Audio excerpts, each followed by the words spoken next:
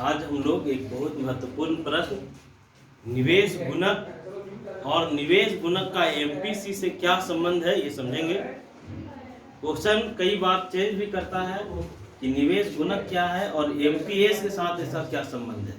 ठीक है, तो हम लोग जानते हैं कि सबसे पहले ये कौन सा क्वेश्चन है बताओ, 59। ठीक है, और ये जो जैक जारी किया है सेट 1 उसमें भी 59 क्वेश्चन है ये, और सेट 2 में भी है। और मेरे हिसाब से ये बहुत महत्वपूर्ण प्रश्न है।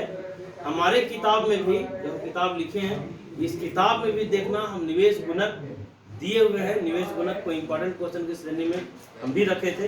तो सबसे पहले तुम लोग बता दो कि गुणक के बारे में कौन बताया।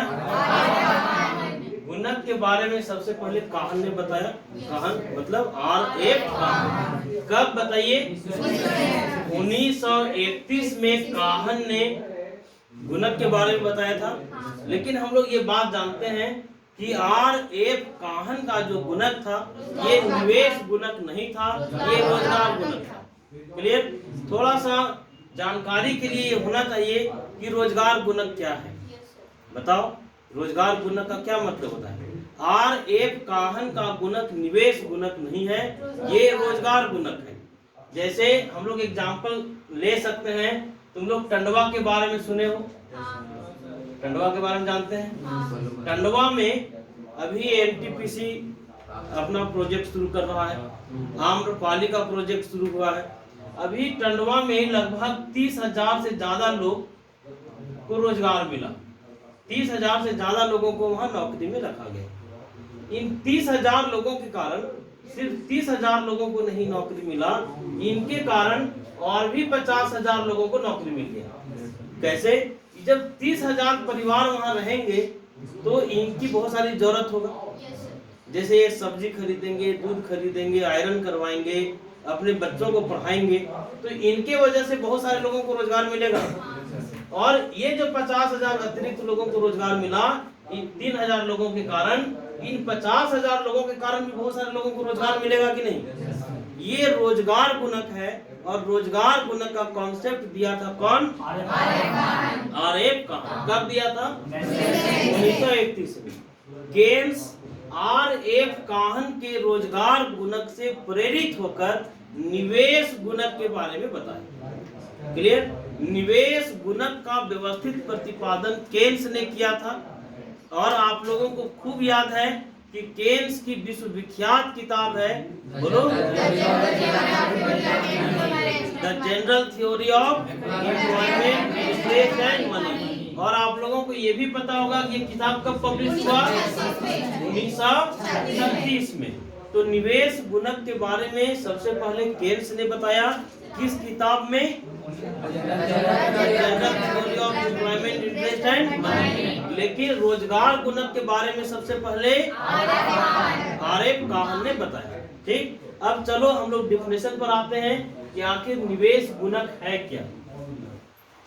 देखो, केन्स का मानना था या केन्स का कहना था कि जब हम लोग इन्वेस्टमेंट बढ़ाते हैं, जब इन्वेस्टमेंट में वृद्धि होता है तो इनकम भी बढ़ता है। लेकिन जितना इन्वेस्टमेंट बढ़ाया जाता है उससे कई गुना ज्यादा इनकम बढ़ता है। केन्स ने क्या कहा कि जब इन्वेस्टमेंट हम लोग बढ़ाते हैं तो इन्वेस्टमेंट के बढ़ने से इनकम बढ़ता है, लेकिन जितना इन्वेस्टमेंट बढ़ाते हैं उससे कई गुना ज्यादा इनकम बढ़ता है। ठीक, तो केन्स ने फार्मूला दिया K इक्वल टू, बोलो, delta Y by delta I।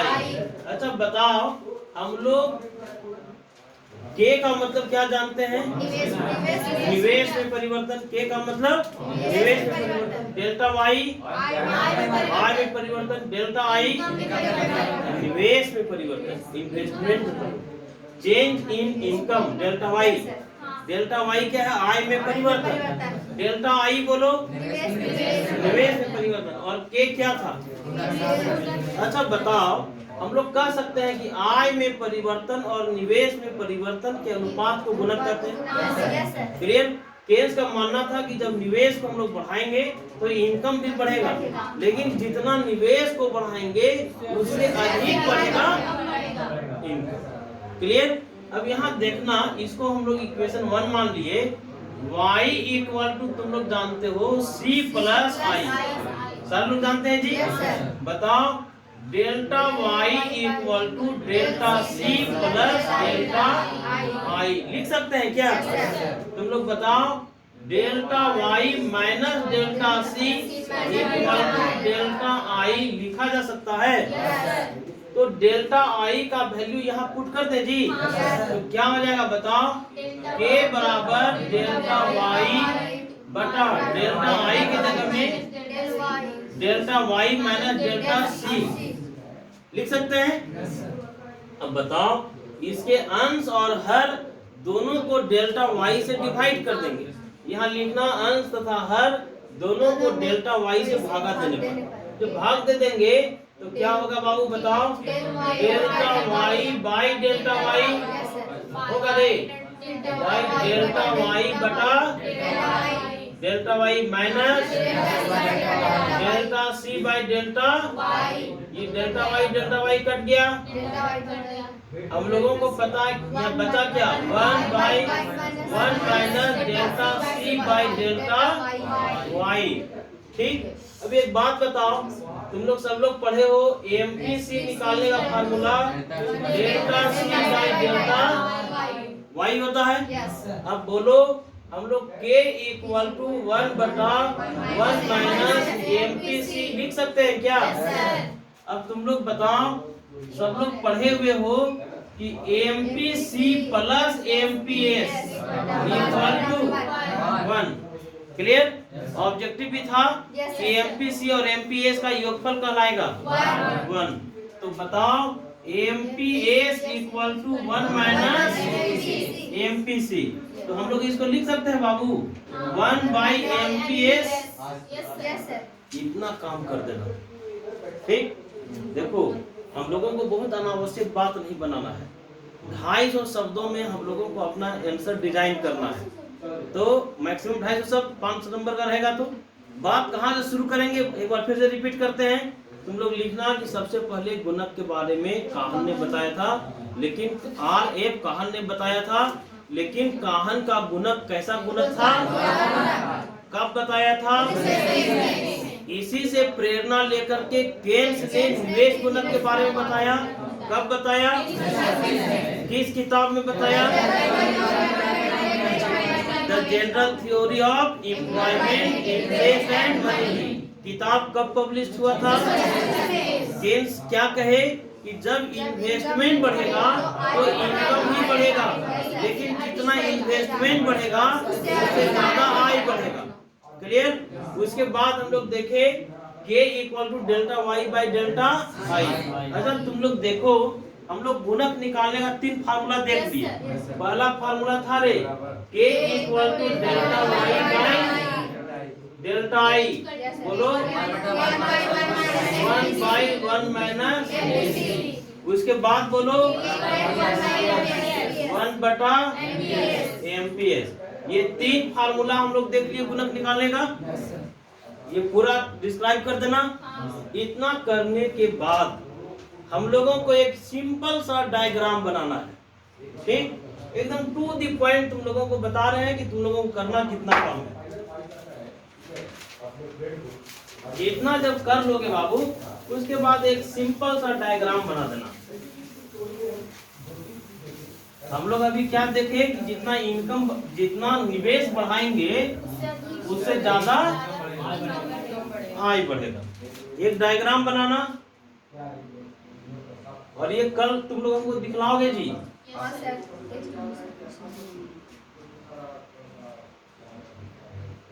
X axis में आय है, वाई एक्सिस में 2 चीज है, निवेश और उपभोग। एक्स वाई एक्सिस में क्या है बाबू? एक्स एक्सिस में क्या है? वाई एक्सिस में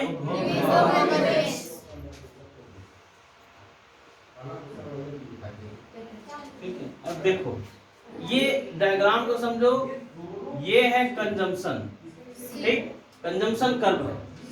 ये है बोलो C प्लस आई, मतलब ये है कंजम्पशन और कंजम्पशन प्लस इन्वेस्टमेंट। ये है कंजम्पशन, इन्वेस्टमेंट और इन्वेस्टमेंट में परिवर्तन। ठीक, कोई दिक्कत है?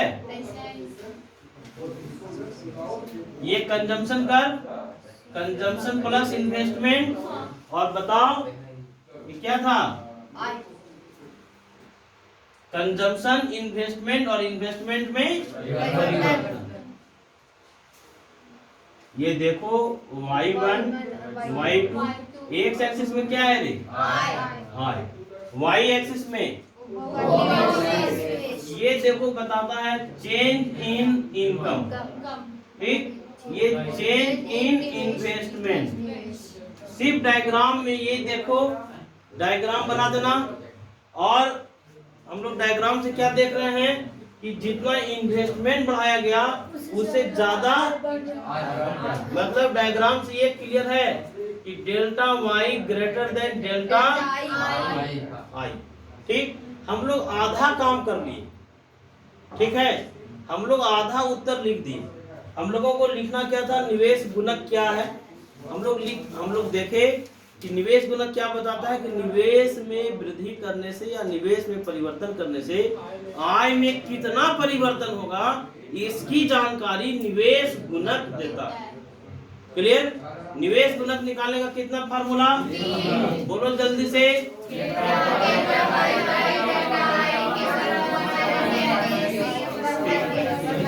3 फार्मूला।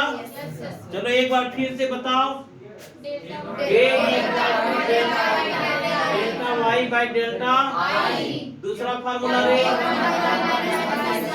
1/1 माइनस एमपीसी और 1/एमपीएस। अब देखो हम लोग क्वेश्चन के दूसरे पार्ट में आ रहे हैं। हम लोगों का 50% काम हो गया। अब 50% काम है कि हम लोगों को गुणक में और एमपीसी में रिलेशन बताना है। हम लोगों को गुणक में और एमपीएस में संबंध बताना है। ठीक, एकदम टू द पॉइंट लिखना जी। और एक बात जानो कि थोड़ा सा प्रैक्टिस करके जाओगे, पहले से लिखने का भी तुम लोगों का प्रैक्टिस होगा, तो एग्जाम में कलम कहीं रुकेगा नहीं जी। लगातार तुम लोग लिखते रहोगे और सिर्फ याद करके जाओगे, लिखने का प्रैक्टिस नहीं रहेगा तो 100% क्वेश्चन अटेम्प्ट करना मुश्किल काम है, नहीं है। इसलिए लिखने का भी प्रैक्टिस करो। जब चीजें याद हो जाए तुम लोगों को तो खुद से लिखो भी। और ये क्वेश्चन 100% 100% रहेगा, तुम लोग देख भी लेना। ठीक रहेगा ये क्वेश्चन। अब देखो केन्स का मानना था कि एमपीसी और गुणक में धनात्मक संबंध है। एमपीसी और गुणक में कैसा संबंध? धनात्मक संबंध। कैसे धनात्मक संबंध? जैसे तुम लोग एमपीसी का मतलब समझते हो, एमपीएस का मतलब समझते हो। पहले हम तुम लोगों को मतलब समझा दें। यहां से भी क्वेश्चन बन सकता है कि एमपीसी क्या है, एमपीएस क्या है, एमपीसी और एमपीएस में संबंध क्या है। ठीक, दूसरा क्वेश्चन यहां से बन सकता है। तुम लोग जानते हो जी एमपीसी का मतलब कि आय में वृद्धि का वह भाग जो उपभोग करने के ऊपर खर्च किया जाता है, एमपीसी कहलाता है। बोलो क्या बोले? आय में वृद्धि का वह भाग जो उपभोग करने के ऊपर खर्च किया जाता है, क्या कहलाएगा? एमपीसी। जैसे मान लो हम कमाते हैं 10,000 रुपया और उपभोग करने के ऊपर 3,000 रुपया खर्च करते हैं। मेरा इनकम बढ़ के हो गया 20,000 रुपया और उपभोग करने के ऊपर हम 7,000 रुपया खर्च कर रहे हैं। तो यहाँ क्या पता चला कि जब इनकम मेरा बढ़ गया तो कंजम्पशन के ऊपर खर्च भी बढ़ा कि नहीं? तो एमपीसी क्या है? आय में वृद्धि का वह भाग जो उपभोग करने के ऊपर व्यय किया जाएगा, एमपीसी कहलाएगा। क्लियर? इसे प्रेरित उपभोग भी कहा जाता है। एमपीसी को एमपीसी निकालने का फार्मूला क्या है बाबू? MPC equal to delta C by delta Y. बोलो delta C change in consumption, delta Y change in income. तो बताओ कंजम्पशन में कितना परिवर्तन हुआ? 4000 हुआ था जी। इनकम में कितना परिवर्तन हुआ? 10,000। 30 कट गया तो 4/10 इक्वल टू 0.4 लिख सकते हैं। यह एमपीसी निकल के आया 0.4। ठीक। अब यहाँ तुम लोगों को ये बात पता होगा कि गरीब आदमी का एमपीसी अधिक होता है अमीरों के तुलना में। क्लियर? कैसे? हम लोग उदाहरण लिए थे कि किसी करोड़पति आदमी के पास 5 लाख रुपया या 50 लाख रुपया आ गया। किसी करोड़पति के पास 50 लाख रुपया और आ गया। हो सकता है उसके पास पहले से 50 कार होगा, 50 घर होगा, तो करोड़पति आदमी नया कार, लेकिन मेरे पास कार नहीं है। अगर 50 लाख रुपया मेरे पास आ गया तो हम तुरंत जाके कार खरीदेंगे कि नहीं? हमारा कहीं घर नहीं है, 50 लाख रुपया आ जाएगा तो हम जाके घर बना लेंगे कि नहीं? तो गरीब आदमी का एमपीसी अधिक रहता है अमीरों के तुलना में। क्लियर? एमपीसी अधिक किसका होगा? गरीब का कि अमीर का? गरीब का। तो एमपीसी का मतलब सारे लोग समझ गए। आय बढ़ेगा तो आय बढ़ने का वह भाग जो कंजम्पशन के ऊपर खर्च किया जाएगा एमपीसी का है। इसके लिए दूसरा शब्द क्या था रे बताओ? प्रेरित उपभोग। प्रेरित निवेश नहीं, प्रेरित उपभोग। क्लियर? तो एमपीसी देख लिए, एमपीएस देखो, delta S by delta Y, आय में वृद्धि का वह भाग जिसका बचत किया जाएगा एमपीएस कहलाएगा। क्या एमपीएस बोलो?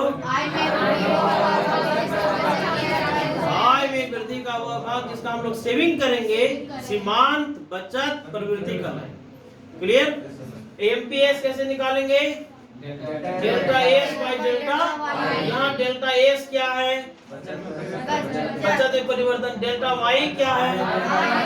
बताओ तुम लोग, सब लोग जानते हो MPC plus MPS equal to 1 होता है।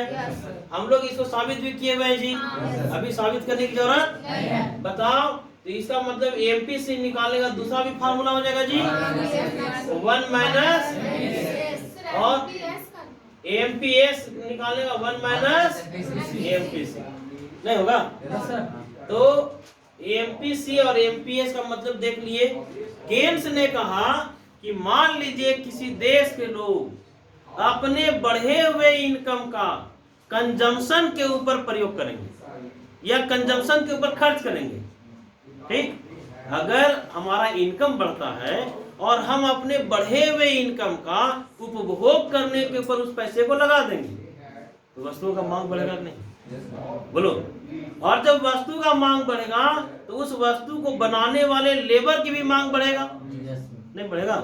जब लेबर का मांग बढ़ेगा, बनाने वाले उत्पादन के साधनों का मांग बढ़ेगा तो रोजगार भी बढ़ेगा, और रोजगार बढ़ेगा तो लोगों का आय भी बढ़ेगा। क्लियर? केन्स ने क्या बताया कि यदि लोग, अगर किसी देश में एमपीसी हाई है, एमपीसी अधिक है, तो गुणक भी बढ़ेगा। कैसे बढ़ेगा? एमपीसी अधिक होने का मतलब था कि आय बढ़ने से हम लोग कंजम्पशन पर ज्यादा खर्च कर रहे थे। कंजम्पशन पर ज्यादा खर्च करने से वस्तुओं का मांग, सेवाओं का मांग बढ़ रहा था। इससे वस्तु और सेवा बनाने वाले लोगों को रोजगार मिल रहा था। जब लोगों को रोजगार मिल रहा था तो लोगों का आय बढ़ रहा था। जब लोगों का आय बढ़ रहा था तो लोग फिर अपने कंजम्पशन के ऊपर ज्यादा खर्च कर रहे थे। क्लियर? तो केन्स ने कहा कि एमपीसी में और गुणक में कैसा संबंध है? जोर से बोलो। धनात्मक संबंध है। एमपीसी और गुणक में कैसा संबंध?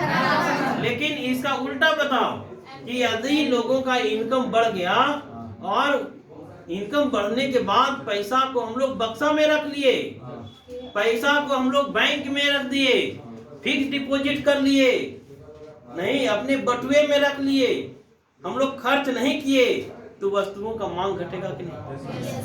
वस्तुओं का मांग घटने से क्या होगा? उस वस्तु को बनाने वाले लोगों की मांग घटेगा, लोगों का रोजगार घटेगा, रोजगार घटेगा तो आय घटेगा। ऐसा होगा कि नहीं? इसलिए एमपीएस में और गुणक में कैसा संबंध? एमपीएस और गुणक में कैसा संबंध? एमपीसी और गुणक में कैसा संबंध? सबसे पहले गुणक के बारे में कौन बताया? काहन का गुणक कैसा गुणक था? काहन ने कब बताया? केन्स ने निवेश गुणक के बारे में कब बताया? केन्स की किताब कब पब्लिश हुई? केन्स के किताब का नाम क्या था? Theory of employment, interest and गुणक निकालने का 3 फार्मूला बताओ।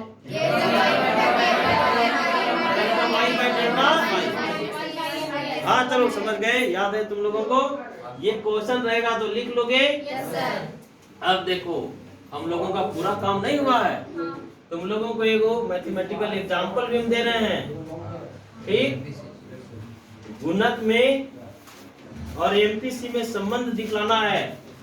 जैसे मान लो किसी अर्थव्यवस्था में एमपीसी 0.75 है, ठीक, कोई अर्थव्यवस्था है वहाँ एमपीसी 0.75 है, तो के बताओ, के इक्वल टू 1/1 माइनस एमपीसी। सब लोग जानते हो? बोलो के इक्वल टू 1/0.75 होगा जी। बोलो के 1 माइनस 0.75, तो के इक्वल टू 0. पॉइंट हटाएंगे 2 0, 25 चौके, तो के बराबर 4। ठीक, अब उसी अर्थव्यवस्था में एमपीसी बढ़ के हो गया 0.80। देखो पहले था 0.75, अब कितना हो गया जी? 0.80। तो 1/1 माइनस 0.80 के बराबर 1/0.20, तो के इक्वल टू। तो इस मैथमेटिकल एग्जांपल से हम लोग क्या साबित किए कि एमपीसी बढ़ेगा तो गुणक भी बढ़ेगा, एमपीसी बढ़ेगा तो गुणक भी बढ़ेगा। अब उसी तरह का तुम लोग एग्जांपल लेके साबित कर सकते हो कि एमपीएस और के में कैसा संबंध है। छोड़ दें इसको, हमको एक डायग्राम बताना है।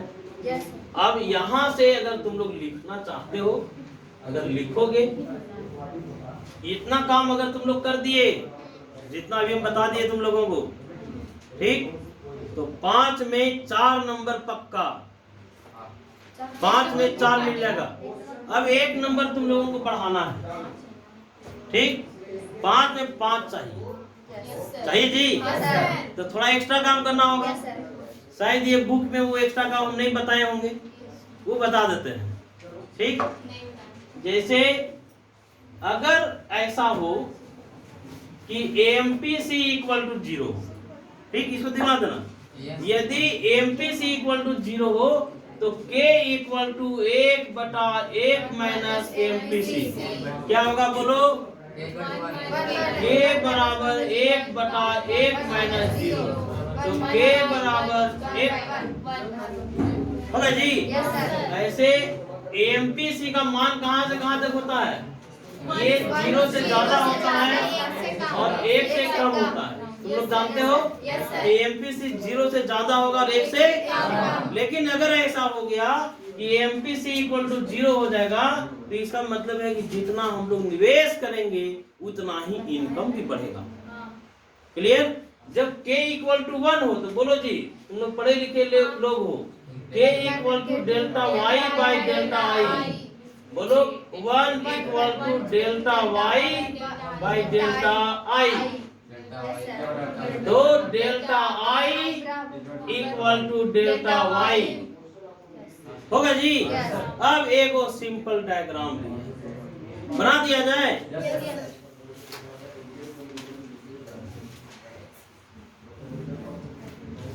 देखो थक गया जी, थक गए? काहन का गुणक ऐसा गुणक है, डायग्राम देखना बाबू, और डायग्राम का हर स्टेप देखना।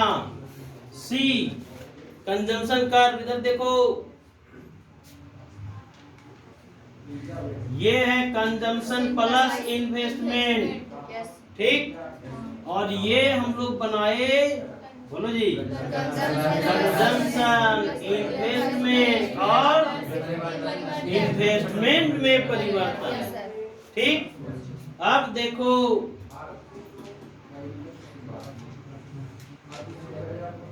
डायग्राम ध्यान से देखना।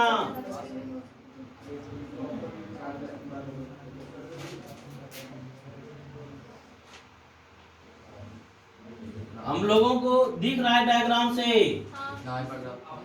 एक्स एक्सिस में क्या है रे, वाई एक्सिस में यहाँ हम लोग देख रहे हैं delta Y, change in income, change in investment. जितना हम लोग निवेश बढ़ाए हैं उतना ही इनकम भी बढ़ा है।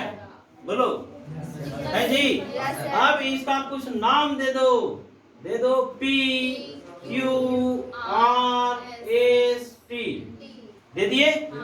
तुम लोग सब लोग गणित के स्टूडेंट हो, तुम लोग बताओ यहाँ वो आर वाई वन एक समद्विबाहु समकोण त्रिभुज है।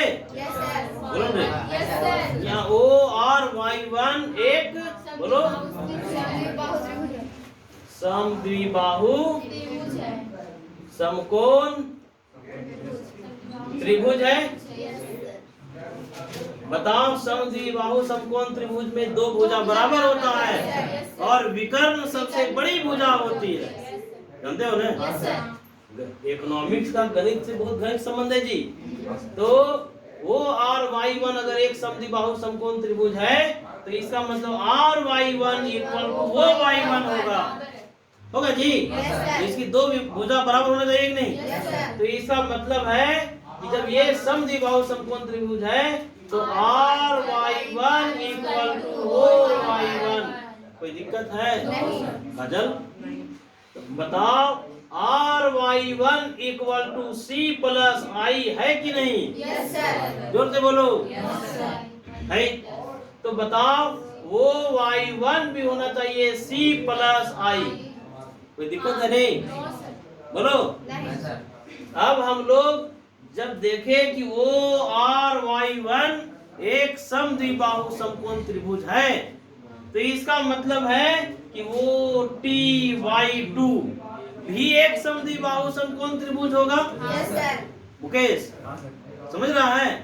वो टी वाई टू भी एक समद्विबाहु समकोण त्रिभुज होगा। इसको लिखेंगे जी कि वो टी, बोलो, वाई टू भी एक समद्विबाहु लिख लोगे जी, समकोण त्रिभुज। कोई दिक्कत? इसका मतलब ये हुआ कि T Y two equal to वो वाई टू। बोलो रे, T Y two equal to, तो T Y two equal to, बोलो तुम लोग, T Y two equal to C plus I plus delta I. Puja समझी? तो वो Y two equal to C plus I plus delta I होगा कि नहीं होगा? नहीं होगा? जब इतना होगा, तुम लोग सारे लोग पढ़े लिखे लोग हो, बताओ हम लोग वो वाई टू को लिख सकते हैं जी, वो Y one plus Y one Y two लिख सकते हैं। मतलब वो वाई टू को हम लोग लिख दिए वो Y one plus Y one Y two equal to C plus I plus delta I. होगा कि नहीं? तुम लोगों को हम तरीका बता रहे हैं कि 5 में 5 कैसे आएगा, समझे? ये क्वेश्चन हर हाल में आएगा। 4 बार प्रैक्टिस करना हो, 5 बार करना हो, जरूर कर लो। ठीक, अब देखो यहाँ y1 y2 equal to C plus I plus delta I minus वो y1। बोलो रे, लिख सकते हैं? अब तुम लोग बताओ, पढ़े लिखे लोगों, y1 y2 equal to delta y होगा? बोलो फिर से। y1 y2 के जगह में क्या लिख सकते हैं? तो लिख दिए y1 y2 के जगह में डेल्टा y लिख सकते हैं जी, equal to C plus I plus delta I minus वो y1 का वैल्यू पुट करो। वो y1 का वैल्यू कहाँ है रे? ये है, तो माइनस सी माइनस आई होगा। अब देखो माइनस आई प्लस आई माइनस सी प्लस सी कट गया तो बच गया डेल्टा है, दिख रहा है कि नहीं? Delta Y equal to delta I. साबित कर लिए। हम लोग ये साबित करने में सफल हो गए कि अगर एमपीसी 0 रहेगा तो delta Y equal to delta I होगा। ठीक, अब थोड़ा सा पेशेंस रखो। एक बात और करना है, अगर k इक्वल अगर एमपीसी इक्वल टू 1 रहा तब बोलो k equal to 1/1 minus MPC. बोलो k इक्वल टू 1/1 माइनस 1 होगा जी। अब सब लोग बताओ k equal to 1/1 minus 1 equal to क्या? मनीषा नहीं होगा। 1/0 equal to infinity. Any number by 0 equal to infinity. अगर इतना काम आप कर दिए, सिस्टमैटिक लिख दिए, पूरा डायग्राम बना दिए, पूरा मैथमेटिकल कैलकुलेशन कर दिए, तो टीचर को 5 में 5 देने के लिए विवश होना पड़ेगा। नहीं होना पड़ेगा जी? समझ गए बात?